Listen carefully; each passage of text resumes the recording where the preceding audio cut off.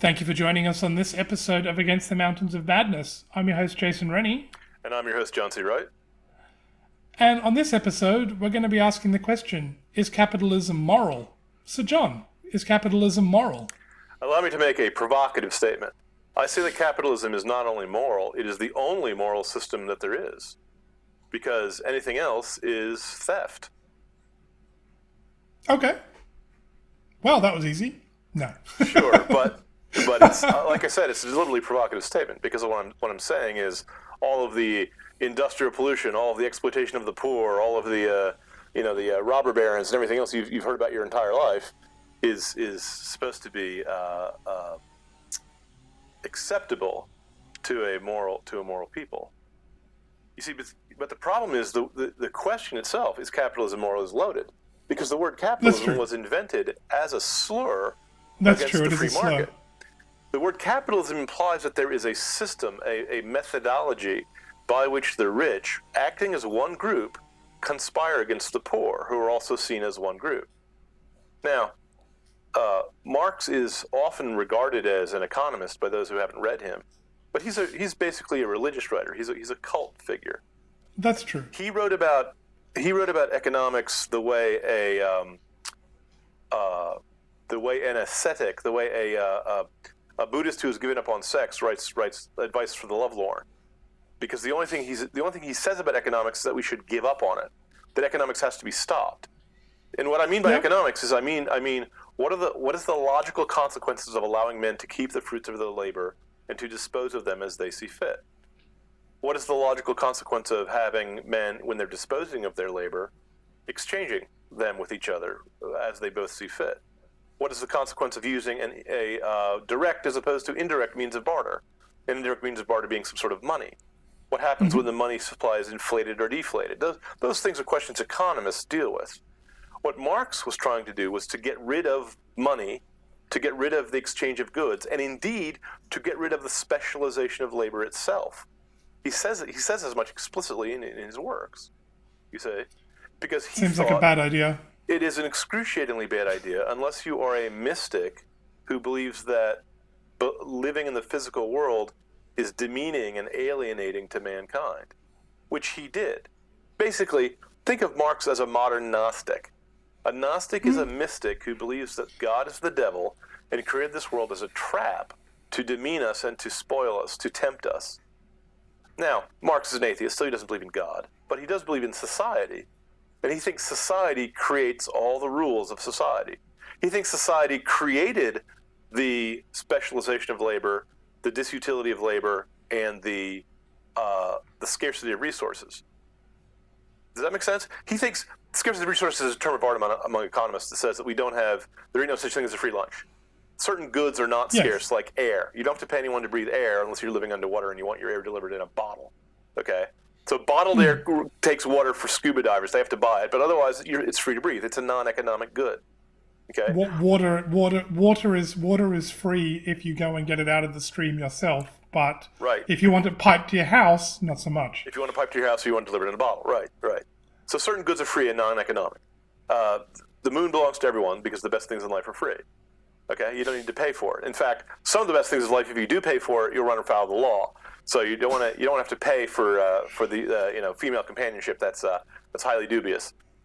Yes. But other goods are not free. They're not abundant. They're not as free as air, including things like crops grown in the ground. If you want to give up on your hunter-gatherer lifestyle and stay in one spot and grow plants, it takes a year of sowing to get the fruit. Okay? Now, if you don't get to keep it, there's no reason to do the planting. No. Okay? If you do get to keep it and you stick in one spot, you also have the leisure, by the way, which the hunter-gatherer doesn't have, to specialize in something useful like basket weaving or spear making. Okay? Or potting, with pottery. Which is why those skills eventuate, why they come into being in history.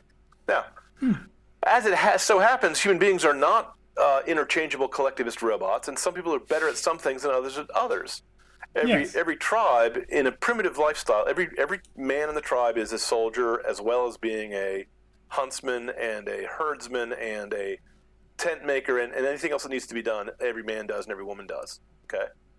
But in a civilized society, when you have a group of huts around your crops, and you have to build a wall to stop the guys who are still the nomads who haven't become civilized yet, because they want to get the fruits of your labor without the work. Then you have the leisure to find out that one guy's good at pottery, one guy is good at spear making, one guy is good at fighting, and then one guy is good at singing the songs to praise the heroes of old, and those guys become science fiction writers. So they're the ones I'm most interested in as an economist. So not an economist, as a student of economics. So the idea that one village is going to trade goods with another village assumes that both of them are equal. Okay. But the Marxist scheme assumes that men are not equal, that men are separated into classes or castes by their economic activity. For some bizarre reason, explainable only by aberrant psychology of people who study leftism, Marx thought that the investment strategy, that investing goods in stock, was a class of people. That anyone who bought a $1 share of stock on Wall Street, even if he was a poor dirt farmer, was a capitalist, and that the entire system was there to benefit the capitalists. That the entire system was a prison meant to exploit the workers and benefit the capitalists.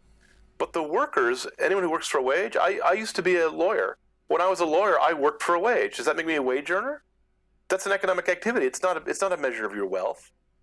The same guy, the same farmer who spends time on the weekends working in the garage in town is both a wage earner and a landowner and an investor and anything else. It's you can't divide people by their economic categories into classes or castes. Now, in the Middle Ages, you could say some people were born as nobles and some people were born as serfs, and the serfs were oppressed and the nobles gained the benefit of the fruits of their labor unjustly. But then again, the nobles were, at least in theory, supposed to be defending them against the Vikings and other people who hadn't yet learned how to trade peacefully with their neighbors. So, be that as it may. That medieval system was not nearly the horror story people like to portray it as. Oh, it was very cooperative. Certainly not. And here's the other thing about being a serf. You could not be put off your land for non-payment of rent. Okay? So in some ways, the serfs they had more days off than the modern factory hand does. So in some ways, the serfs were better off. But the Middle Ages were not nice. But then again, no age was nice. The Middle Ages, however, in terms of social progress, in terms of legal progress, were better than the ancient world. The giant slave-run plantations of the Romans passed out of existence in the West, in Western Europe. Okay? The serfs could not be put off their land, and they had certain rights that could not be overstepped. The Magna Carta is a medieval document, okay? It's not a Renaissance document. Yeah. So, be that as it may, that's a topic for another day. So what Marx called capitalism is actually nothing but the natural progress of people from barbarism to civilization. When he's talking about capitalism, quote unquote, as some sort of evil system, he's actually talking about civilization. Civilization consists of the taking advantage of the fact that not all men have the same skills. Civilization takes advantage of the fact that some people are better at some things than others, and it's an economic fact that if the person who's good at one thing trades his goods for someone else who's better at something he's not as good as, they both benefit. Capitalism is based on mutual benefit to each other. Now, the reason why the Marxists call that bad is because the Marxists say that all human interactions are a Darwinian power struggle between the weak and the dispossessed and the strong and the ruthless, and that no human relationship is based on mutual benefit. All human relationships are power struggles, including marriage, just by the way. That all human relationships are relationships between vampires and victims, and that the only thing to do is to get rid of the vampires. Go ahead. I was going to say, to be fair to Marx, he was a shiftless layabout that never worked and was a parasite his entire life on his wealthy friends. So you could see how he would come to this conclusion.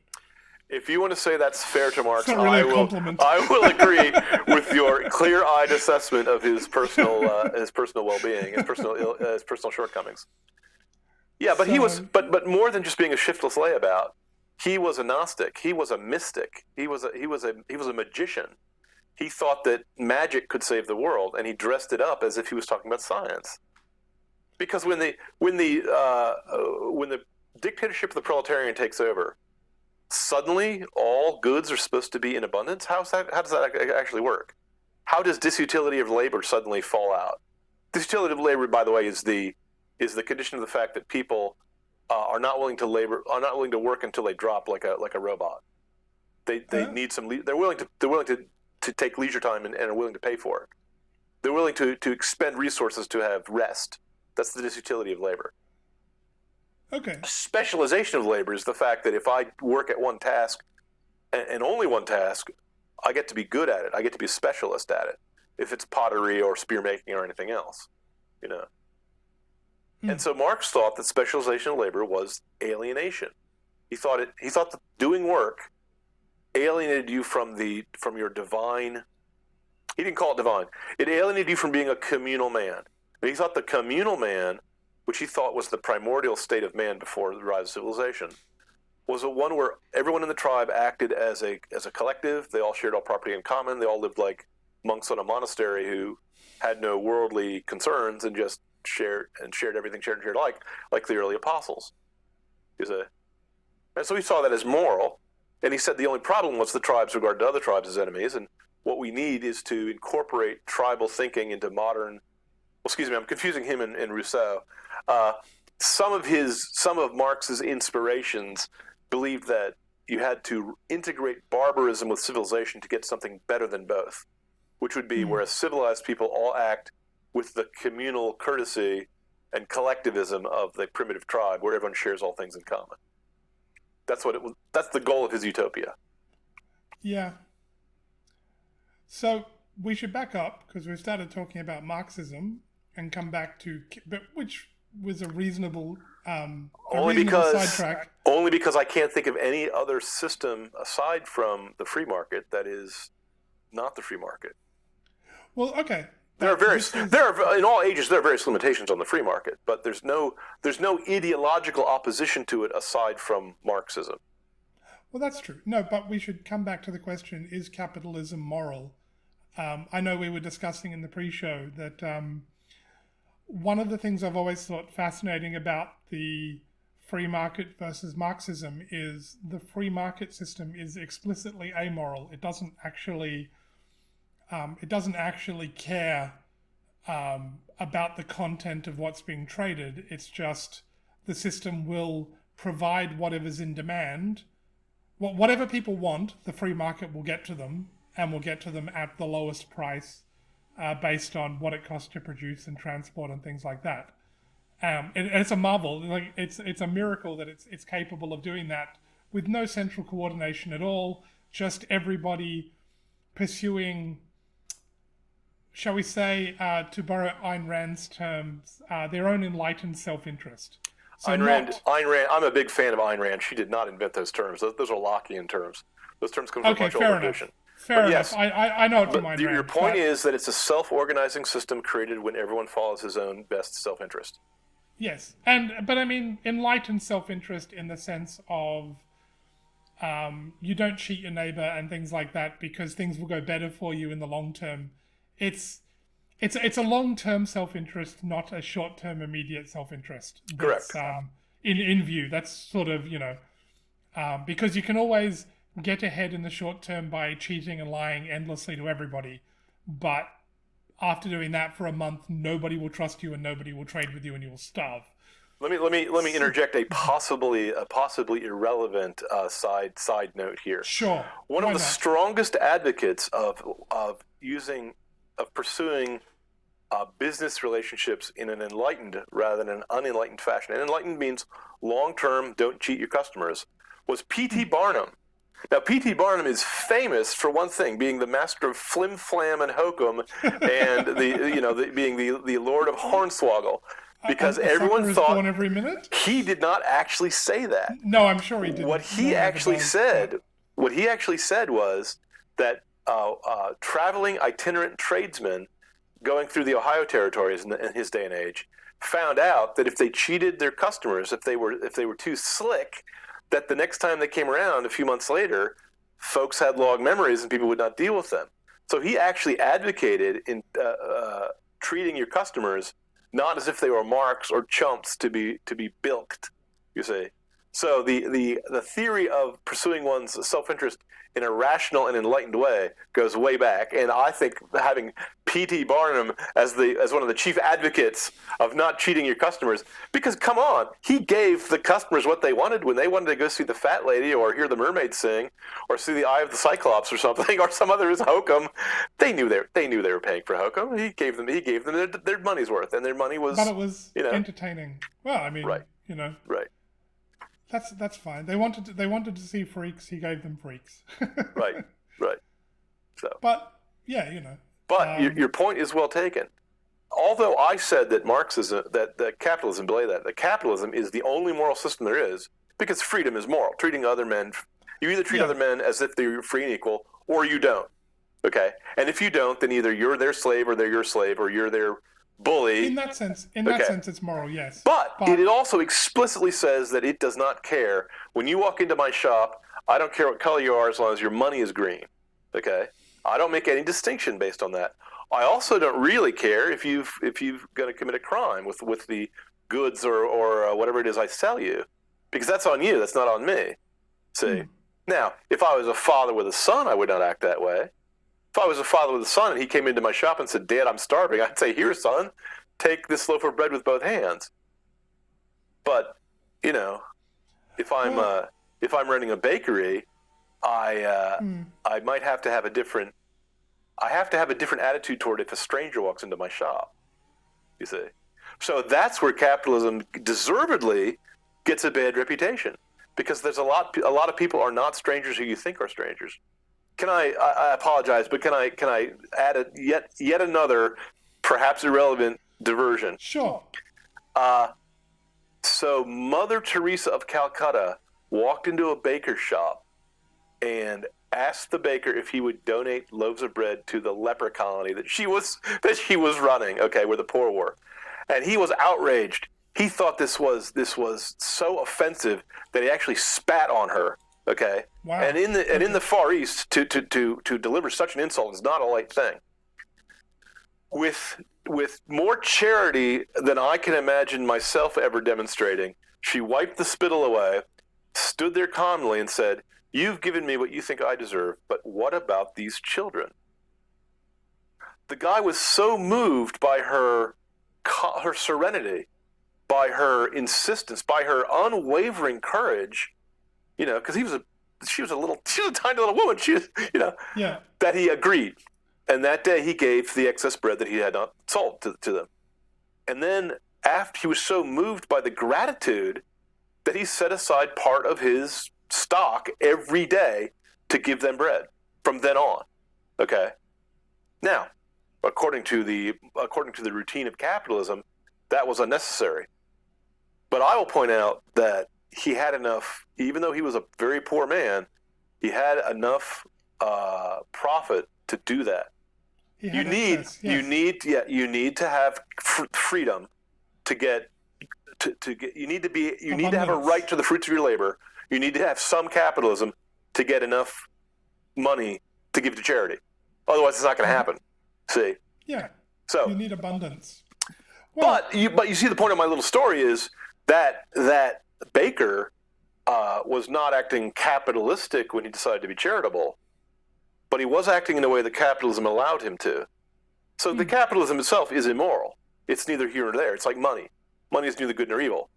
Love of money, however. Amoral. Go ahead. I'm sorry. I was going to say capitalism is not immoral; it's amoral. It doesn't. I mean, it'll provide food. It'll provide food and medicine and housing, but it will also provide drugs and prostitutes and slaves. Right. Whatever's in demand will be satisfied. Right. This is the great strength of capitalism is it will provide whatever's in demand, and the great weakness of capitalism is it will provide whatever's in demand. I prefer to say that another way. Here's the way I say it. Capitalism allows you to keep the fruits of your labor. Yep. Whether you use those fruits for good or evil is up to you. So if you use them for good, like the baker in my story, then the capitalism system has benefited mankind.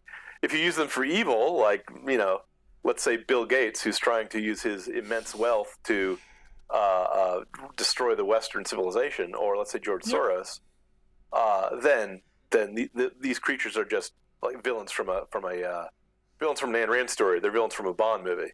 Their great wealth has given them great power, and if they abuse their power, then that's on them.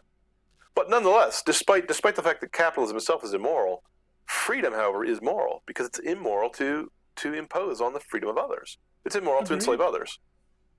Agreed. Oh, I was going to say, yes, that's the strength and the weakness of capitalism. So capitalism is like republicanism as a form of government. You need a basically moral people for it to work. Yep. So as long as the people are approximately good, it'll function, but it will implode when people stop being good. Yes, but that's I have to say that a non-republican system of government encourages immorality by rewarding tyranny. Likewise, a non-capitalist method of governing trade between free men reduces them to being subjects, reduces them to being serfs of the commissar, and that even if it's enacted with the best will in the world, that encourages corruption. That's true. You see, so in any system, you get more of what you reward. Yep. So the welfare state is based on a very generous idea that we cannot stand idly by while the poor are starving.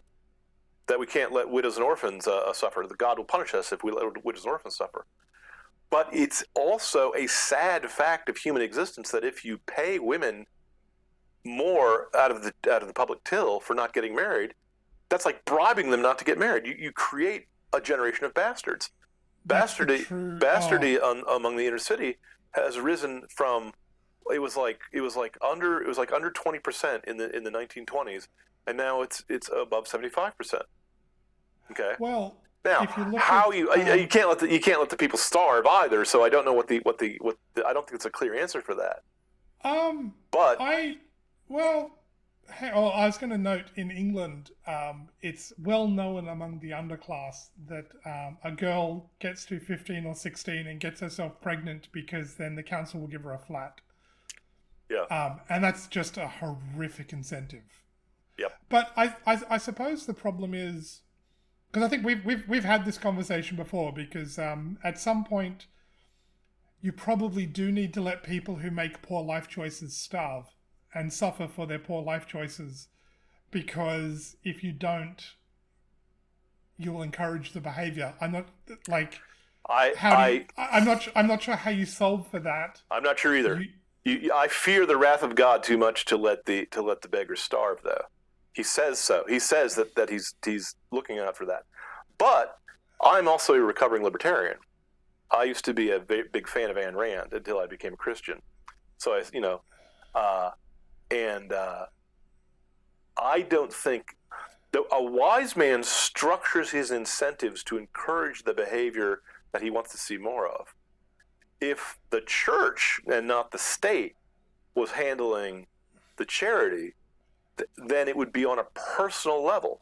You see, trying to get an impersonal system to take care of your personal responsibilities is a cheat. Yeah. Okay, that's just cheating. That's just you wanting someone else to raise your kids, so you vote for a public schooling system. Okay, because you don't want to be bothered. And it's nauseating. Well, it's making a deal with the devil. It's gonna bite you in the butt in the long run. Of course. Well, so the charity still has to happen, but in the Victorian age, they had an idea of the deserving poor as opposed to the undeserving poor. I don't want to give money. I myself, when I give money to beggars, I try to give packages of sardines or tins of tuna fish rather than handing them a $5 or $10 bill, because I don't want to use them on drink. I don't want to use them to buy drugs. I don't want to give them money. If they're actually hungry, I'll give them food. You see? Yeah. A friend of mine who ran a landscaping business, which is manual labor that doesn't require a huge skill set. Okay, Nearly anyone can do it. Nearly any healthy man can do it. Went around to the beggars asking for money, and he said, "Here's my card. Come to me, and I will give you a job." How many people and he told me he talked between 50 and 100 people. Now, he's a friend. It was a casual conversation. He wasn't under oath in a court of law. I don't know. I wasn't there, but I believe him. Out of those 50 or 100 people, I'd like to think the answer wasn't 0, but I'm guessing it was 0. The answer was 0. Yeah, well. And my friend was left leaning, left inclined. He was a generous man, and he wanted to help the poor. He sincerely wanted to help the poor. But you could see the generosity died in his eyes after he tried that. I can imagine. After he tried to help them, and now what he doesn't know, because he was left leaning, is that whatever you reward, you get more of. Those guys, if they'd taken that job, would have taken a loss of income. You see, because they were supported by the welfare state. Yeah. Now, and sadly, a lot of them also, at least in America, in the 80s, there was a big push to open up the insane asylums and dump people with real problems who could not take care of themselves out on the street. And the idea that the rubric was that it was unfair to lock up a person against his will. The reality was that they were trying to make Ronald Reagan look bad, so they were trying to create some social chaos to blame on him. And so a lot of these people actually can't hold down jobs. Yeah. Well, going back to the point about the welfare state, I think may not be original to him. The late Justin Anton Scalia, I think, said this. The basic problem with the welfare state, whoever said it, that was definitely a work of genius. The welfare state perfectly inverts and corrupts the purpose of charity. So in charity, I feel bad for my fellow man, and so I give what I can to help him out, and then he responds to me with gratitude for my assistance. That's the way charity is supposed to work. It's good for me because I'm giving up something. It's good for him because it helps him, but also he's grateful. And so all around, everybody benefits. It's good for everybody's soul, and it's also good for the poor guy's material needs, which is desirable. The welfare state perfectly inverts that in the way only the devil is so masterfully skilled at doing, because instead of me giving voluntarily to help you, and you being grateful that I've voluntarily given to help you, now I'm taken from by force. I'm not given a choice. So instead of me being, oh good, I'm helping you, I'm resentful that my money is being taken. It becomes a matter of duty. Consent. It becomes a matter of duty rather than being voluntary on your part.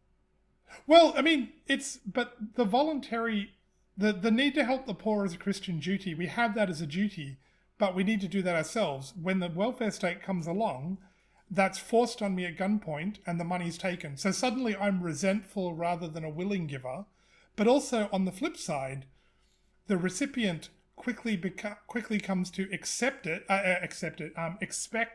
to be given money, and becomes resentful if you won't give him money, and becomes entitled to it as if he's somehow owed this generosity. Well, what would have been generosity from other people, he's somehow owed to it. So so instead of you feeling or me feeling like good because I'm helping my fellow man, I'm resentful of him. Right. And he, instead of feeling gratitude for being assisted, feels entitled to and resentful if I don't give him what he feels he's owed. Right. So it's a perfect inversion of what is actually a good impulse. And the two people become enemies. Yes, and they grow to hate each other instead of being friendly. They'll hate each other instead of being friendly. Right. It's as you said, only the devil could concoct a scheme so perfectly calculated to ruin what should be one of the most beautiful human relationships possible. And it's sold under the guise of being a better form of charity. It's that the more you look for it, that seems to be the way the devil operates. He promises you're promised something will be better than doing it the right way, the godly way. Right. You'll make it better, you'll solve problems, and it ends up being perfectly inverted and turned against itself. And I mean, the welfare state is a nightmare. Like the welfare state is horrific what it does to people. It dehumanizes and enslaves people at least as effectively as a plantation did. A plantation that had actual slaves. Yeah. And I will say that there's one thing worse than slavery, than that is helotry. If I'm a plantation owner and I've bought a slave, he costs as much as a horse, so I'll take care of him out of my own self-interest because he's like a piece of equipment that I work. But if he's a helot, he's owned by the Spartan state, and I don't care what happens to him after I get my work out of him. Do you see the difference? I'm quite happy to work him to death. It's like the difference between a public bathroom and a private bathroom. Yeah, your bathroom is usually clean, but public bathrooms will have poop smeared on the walls and pee everywhere. Because it is not, the incentives are not structured so as to make it into any one particular person's self-interest to clean up after himself. Likewise with the welfare state. The welfare state makes an entire class of people into helots, Now, but that's not the poor in this case. It's the middle class in this case. And you're right. The way I'll call them the magicians, the way the Hermeticists, the Gnostics, the Marxists, the leftists, they always operate in the same fashion. They say, the Gnostic will say, you worship God, but I worship a better God, which is actually you. Your God is actually the devil. But it's the same God. The Gnostics believed in Christ. They just thought Christ was here to save us from God. Okay. The Marxists say, you guys believe in the liberal world order, in freedom and helping the poor. And I have a better method for helping the poor. Let's eliminate the law of cause and effect and therefore eliminate the need of the price system. The law of cause and effect is produced by society. As soon as we eliminate society and return to barbarism, cause and effect will go away. He didn't use the word cause and effect. He talked about the price system, but that's what he meant. He meant cause and effect would go away. Reality will go away. Yeah. And so every time it's the same. Once you see the pattern, you can't not see it. Every time the left comes up and says, you have a sheep, I have a better sheep, it's stronger and more efficient and faster, it's a wolf in sheep's clothing. It has all the benefits of being a sheep, but it's better. And you go, well, wait, if I put a wolf in sheep's clothing in my fold, won't he savage the other sheep? And whereupon the leftist says, you're a bigot, you're a racist. How dare you question me? He calls you names. He calls you names because he has no argument. So likewise, the basic Marxist argument is that freedom is immoral. And that true morality consists of taking freedom away from people and forcing them to work for the benefit of the other people who will be ungrateful. Now, let me yet again pause and tell an anecdote that is maybe unrelated to our topic. My wife once told me about a Chinese fairy tale, which I thought was just delightful. One of the things in the Chinese fairy tale was a piece of paper that had the secret of life written on it. The secret of life consisted of one character written over and over again. But the emperor's men who went to go get the secret of life, the secret of happiness, excuse me, I said the secret of life, the secret of happy life, the secret of happiness, went to go get the secret of happiness from the peasant family who had it, found the peasant family, and they all had a very tranquil life, and they all were very cheerful to each other, and they're all, So he said, well, maybe they actually do have the secret of happiness. So it was in this piece of paper that was in a box, and he didn't dare look at it himself because he was Chinese and therefore very polite, and he was taking it back to the emperor so the emperor could read it and have a happy life too. Because everyone wants their emperor to have a happy life. They were attacked by a phoenix or some other supernatural creature who yanked the box out of his hands, but the box fell open and he saw the paper briefly. Now, he couldn't read, being a soldier, but he did know that was one written character over and over again. It was just one word repeated on both sides of the paper. At the end of the story, you find out what that word was. Now, when my wife told me the story, I said, there is no way the fairy tale teller can come up with a one-word explanation for the secret of happiness of life that is not going to be trite or stupid or ridiculous. And I said, go ahead, lay it on me. Tell me what was written on the piece of paper. She said, the word was thankfulness. The word was gratitude. Gratitude. And I said, oh my gosh, everything in my life that is unpleasant, that I make unpleasant for myself, is because I am not grateful for it. Okay? The one thing you can do to rob a man of the joy he gets upon getting a gift, whether from God or whether from his fellow man, is for him to think he was owed it and that this is an insufficient first payment. Mm-hmm. One of the funniest, most bitterest jokes that I heard from Henny Youngman back in the day was a grandma had a kid who was swept out to sea, and she called out to the lifeguard to save him, and the lifeguard struggled against the waves and brought the kid back to shore. And he goes, here he is, here's the kid, I saved his life. And the grandma says, he had a hat. The reason why that joke is funny is that grandma has inhuman levels of ingratitude. Yeah. Okay? Well, that's why it's a joke. Well, It laughs because otherwise you'd be angered. That's what jokes are for. yes. Jokes are for smoothing things over like that. Well, Well, Marxism substitutes the mutual benefit and the mutual gratitude. I'm actually grateful when I go into a store and I can buy something that I want. And when I've worked the cash register back in my younger days, I was grateful when people came by and handed me money that I could put into the till. Okay? It was much better than being unemployed. I can tell you. yeah. I still remember the first money I ever earned on my own was as a youth. I did it by drawing a picture because I was an artist even back then, and I framed it and hung it on my wall because I felt grateful. I felt like I was 10 years old or something, and I said, okay, now I'm a man because I earned my own way. I earned my own keep. Okay? Now, people who are physically or mentally disabled and cannot earn their own keep, to them we have to have nothing but compassion, and we should. Of course. But if they think that we owe them something, to each according to his need, from each according to his ability, that will take away all gratitude from life and turn life into hell. So I say capitalism may be immoral, but if it's immoral, it's the only immoral system that there is, because it's based on free men trading equally to their mutual benefit.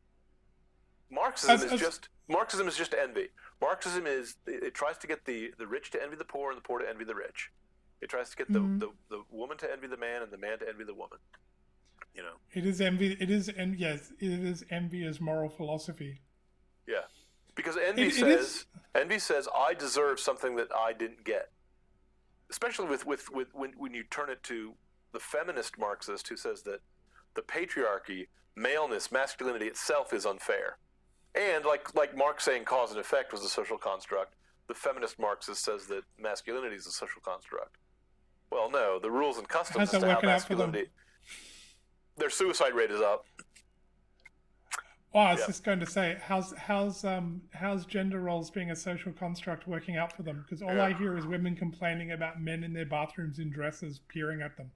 Yeah. Just saying. Anyway, I would note though, one of the interesting things about Marxism, as opposed to capitalism, is Marx is trying to build an explicitly moral framework here. I know you don't agree, and I agree. It's based in it's effectively based in a moral evil of theft, but I don't think. But he is trying to construct a system that is. It's a new morality, but it is a moral system. He's trying to build good ends into the way the economic system is structured. It doesn't work. It's a disaster. I respectfully but utterly disagree. I take it that you haven't actually read Marx. Marx said that everything that exists deserves to perish. He wanted to burn the world. That was his goal. He wanted to tear down society in the vague hope that utopia would spontaneously spring up out of it. He was in favor of bloody world revolution. Okay? Well, of course he was. He's not intending to build anything. That's just talk. That's just an excuse. You're like a guy who looks at the wolf in sheep's clothing and says, gee, that wolf can actually walk faster than the sheep. He might be easier. It might be better for the herd. No, Marx was simply doing what the devil always does. He says your eyes will be opened and you'll be like gods. You'll be able to live without labor. Everything will be perfect. It's just a lie. So he did not want to create a moral system in any way, shape, or form. Excuse me. That's the excuse. He's saying it's immoral for you. It's immoral for you to own property that I want. That's his idea of morality. Well, yeah, I didn't say he succeeded, but it's couched in attempting to. It's sold to people as building a more moral economic system. It's not. It's horrific. It's a disaster. But that's the. And snake oil is that's the advertising. And snake oil is billed as medicine. But if you take it, all that will happen is you'll get sick. Yes, I suppose. I agree. He thinks it's. But you keep in mind that Marx is a liar. The way he uses his terminology, every word he uses has a different meaning for him because he's a mystic. Okay. Do you think he believed it though? I believe that magicians use words in order to create effects.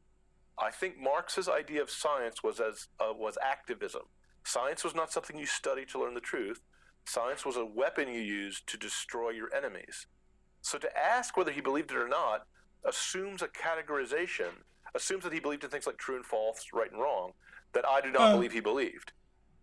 To say someone believes something it's the wrong category.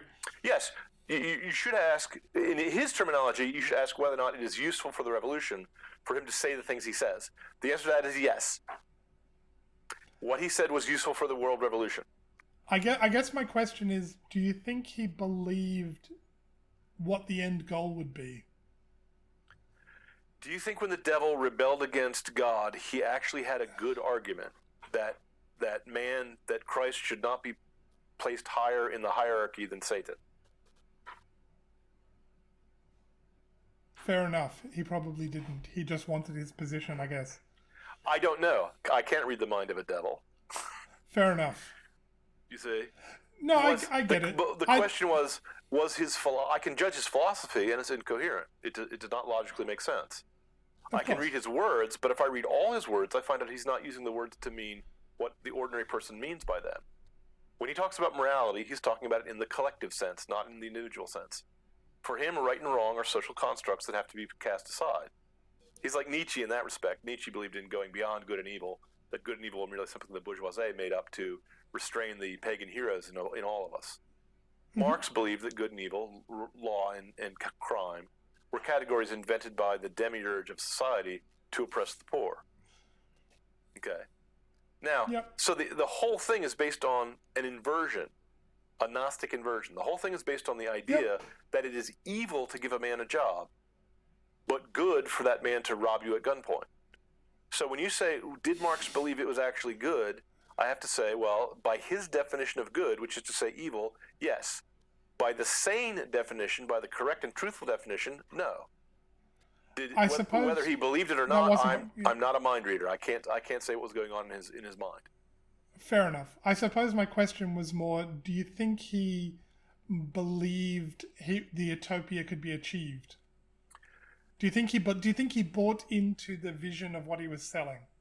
That is a difficult question. I don't think he was just the Music Man from. I don't think he was merely Professor Harold Hill from The Music Man. I do think that, like many of I think he was a Hermeticist. I think he was a Gnostic.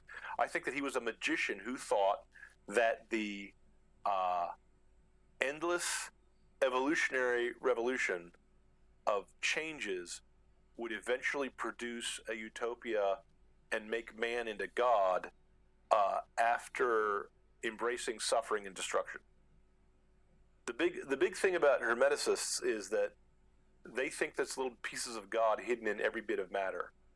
And that's why, and they were alchemists also. That's why the alchemists thought you could get gold out of lead, because they thought the seed of gold was hidden somewhere in the lead. Likewise, in every human soul, they think the seed of God is there. And when that comes out, the difference between God and man will be abolished. You can see parallels from this heresy to certain Orthodox beliefs about how man can be adopted as a son of God and become like unto gods when we're all together in the feast of the Lamb in heaven. So Marx believed, also Hegel believed that mankind would evolve to become gods, and that God doesn't exist yet, but will exist at the end of time, at the eschaton. Marx believed in his eschaton, perhaps. I don't see any reason why he might not have believed it. He was a mystic. He was not an economist, though, and he wasn't a philosopher. He was a magician. He was preaching alchemy, and he thought the alchemical fires would be to burn the world, and then out of the ashes, Phoenix Lake would arise a utopia. But he also thought that it would not happen right away. He thought the socialist system would have to give rise to another system, that the dictatorship of the proletarian would have to fade away and give rise to the socialist man. And socialist man, the communal man, as he called him, were people whose emotions and passions and morality were such that no man was differentiated from any other man, and that men were no longer alienated from their work, and that everyone lived together in peace and harmony like in Eden, and the New Jerusalem would descend from heaven, and everyone would live happily ever after, forever, as it is not in heaven. Amen. It's a religion. It's a cult. To say whether or not the Jim Jones cultists believed in that they should drink Kool-Aid, I guess the answer is basically yes. But it's still poison. They're still drinking poison. Even if they say it's Kool-Aid, No, I understand. So, we should circle back to, is capitalism moral? I suppose it is, ironically, because it is amoral, but because it is based in freedom, it will make for a good society, as long as there's a basic moral foundation in that society. But capitalism itself, or the competition inherent in the system, can erode that morality. So here's my take on it. I respectfully disagree with you. Capitalism is moral the same way that law and order is moral. But any good thing, when it becomes corrupt, is worse than if you hadn't had it at all. If you see what I'm saying. A bad capitalism is worse than a feudal system. At least in the feudal system, the serfs couldn't be put off their land for non-payment of rent. At least in the feudal system, everyone had a place in society. Okay, feudal system is not as good as capitalism in terms of producing abundant wealth and freedom for all men. But it's a good system if you're under continuous attack from Vikings and Paganims, for example. It's a good system if you're trying to survive the shipwreck of your empire. Okay. Yeah. So, like anything else, capitalism is stronger and better than feudalism, but when it goes bad, it goes really bad. In the same way, when a brave man becomes a wicked man, he becomes a brave wicked man, which is much worse to deal with than a wicked cowardly man, okay? Because then you're dealing with the Witch King of Angmar, who's brave as all get out, as opposed to dealing with Gollum, who's a flipping coward, okay? Any idea that can be turned on its head and goes bad goes really wrong. That's why Marxism has such an appeal, because Marxism is just a good idea turned on its head. The good idea of Marxism, it's the Book of the Apocalypse by St. John.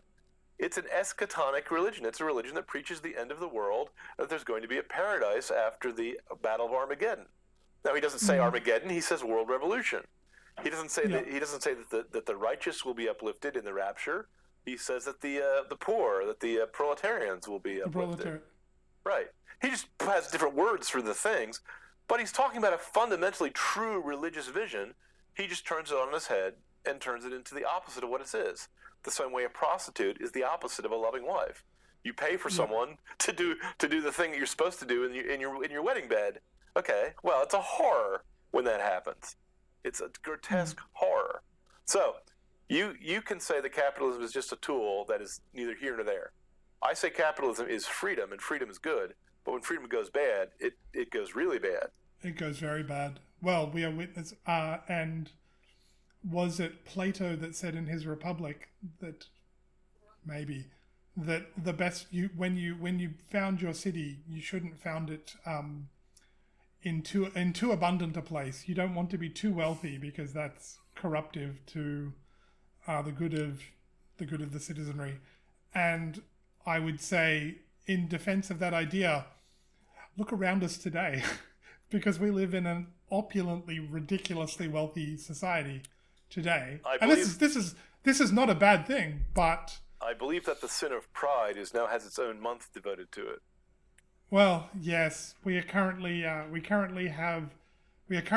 celebrating International Pride Year in Sydney, and for our trouble, we have murals that depict an angel with a rainbow-colored wings made of phalluses, which is not shouldn't be just like, if you want to paint that on the wall in the privacy of your own home, so be it, I suppose. But that shouldn't be on a public street. That has no business being displayed in public. It has no business on the wall of your home either.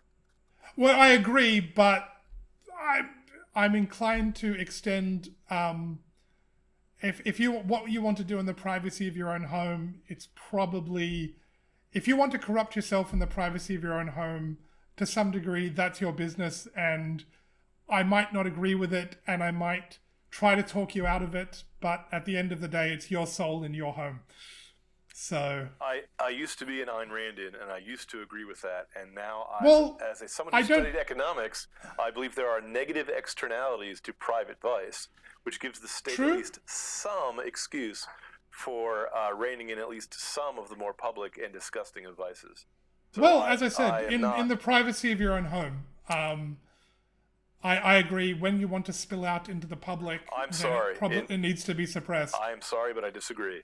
In the privacy Okay, of your that's own fine. home argument was used to make sodomy legal in America, and then I agree, and to make that's gay marriage legal, and the problem is that ushered in the gender ideology, which is currently butchering and mutilating the sexual organs of our children in America. So the privacy of your own home argument cuts no ice with me any longer. It is not, the things that are done there have public consequences. how far would you go in suppressing them, though? Where would you draw the line? About where it was in the 1950s, 1940s. I would say I would draw the line where Christ draws the line. As in, it's a crime, but I'd make sodomy illegal. I'd make it a crime. okay. I don't know. It seems to a large degree. One of the reasons used to overturn sodomy laws was that they were not really enforced. With this caveat, or they were only enforced impartially or not impartially. They were enforced partially and as sort of a matter of to persecute people as opposed to enforcing them equally. But that's a separate question. That's not. It is no. That's fine. That's fine. That's fine. I mean, that's not to say the laws were necessarily bad. But the question was, how far would I go? The answer is yes. The answer I would give is that if the vice has clear public negative consequences, then it's open to being regulated by a just magistrate. And I would say that sodomy falls into that category. And here's my proof. I used to believe otherwise. When the Supreme Court of Massachusetts said that civil unions would not be permitted to gay couples who wanted to cohabitate, but it had to be called marriage. They had to be honored with the sacrament of marriage as a matter of honor, as a matter of public honor. I said, these people are not willing to restrict their behavior to the privacy of their bedroom. Oh, no, they're not. That's the problem. They are coming after my children. If yes, sodomy had been illegal, even if the law was never enforced, the laws making gay marriage feasible would not have been discussed. That's true. Okay, I regard it as a necessary bulwark against the flood of immorality. So you would agree it should be illegal? Yes. And in practice, even if in practice you turned something of a blind eye, even if you turned something of a blind eye to it, as long as you kept it behind closed doors and didn't advertise it, we're content to ignore your vice we're content to ignore your vice as long as you make it possible for us to ignore your vice. I'm a tolerant man. I'm willing to tolerate immorality. Okay. That's fair. Yeah. As long as you keep it to yourself. Sure. Because if not, because the libertarian idea that there's a no man's land between us, where we can both agree not to interfere with each other, is a myth. I used to be libertarian. I used to believe that. I agree. I agree. So I think I agree with between your principle. Public multicolored rainbow penises on angel wings, or images of Christ in public. Okay, one or the other. The idea that the public square will have no images is false. You either have Christ or you have Antichrist. That's the binary choice. That's the only choice. Yeah, it'll be one or the other. Yeah, right. I agree. Definitely there. Now, given my druthers, I kind of prefer the feudal system where the church is the one who handles legal questions of what is moral and immoral, because they can handle it in a penitent fashion rather than a legal fashion. And maybe the civil power should only be restricted to matters of war and peace and the law, keeping the law. You said. That's an interesting take. I like it. I think that makes sense. So, because there's I suppose that was effectively how the Inquisition worked. The Inquisition would assign penance, maybe house arrest, or maybe confinement to a monastery or something. But to be punished capitally or corporally, you had to be handed over to the civil authorities to do it. And the civil authorities had to make it a matter of civil law that it was illegal to deviate from the Christian faith, which they did in Spain. Now, being an American, I would prefer, because we have a plethora of heresies living here, to live in peace with my fellow Christians, and I'm willing to agree to the ceasefire of the First Amendment and not to have the state involved in religious matters. But I have to include Marxism as a religion in that case. And I don't see why their religion gets to use my public school system as their seminary to train their priests, or activists as they call them. Oh, Whereas when you have people taught reading, writing, and arithmetic by cruel nuns with rulers who will slap you across the knuckles, you actually get good results. So that's where I stand. The problem is that this is a fallen world, as you said earlier, and no solution, no system, no capitalist system, no church system, no feudal system is going to be perfect or even free from outrageous shortcomings. I understand there's outrageous shortcomings to making certain private practices illegal, sure, but look at what happened when they're not illegal. That seems to me to be clearly worse. I agree. This seems to be a bigger problem. The experiment has risen up like Frankenstein's monster and killed the Frankenstein's wife or whatever, thrown little girls into ponds. The monster is loose. It's time to get the torches and to chase it into an old mill and kill it. So I think the experiment has been proven. We no longer need further experiments along these lines. Socially. Yes. No. We've tried the experiment the libertarians' way, and it doesn't work well. It seems to have been a disaster. I think you actually make a good point about even if the law isn't particularly rigorously enforced, it does have the effect of pushing something into the shadows to some degree in a way that sodomy is illegal, but we'll quietly ignore it if you do it behind closed doors and don't tell anybody. But that produces a black market. Yes. It seems to do less harm that way, though.